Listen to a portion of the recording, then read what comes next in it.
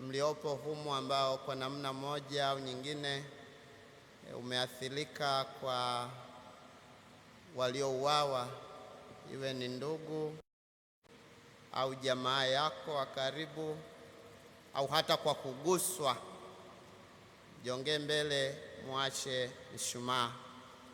Mmojawapo ni Padre Ochogo, huyo hapo pembeni ya askofu, ambaye mjomba wake alipigwa risasi na kuuawa.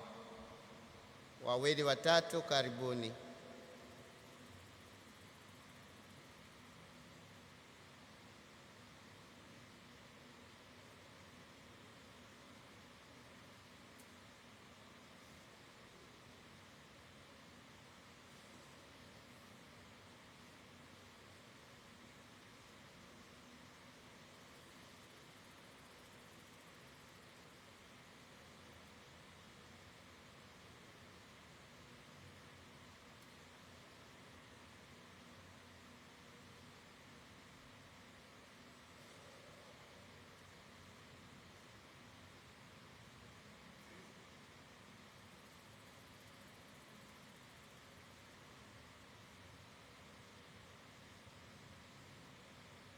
Raha ya milele uwape Bwana, na mwanga wa milele uangazie.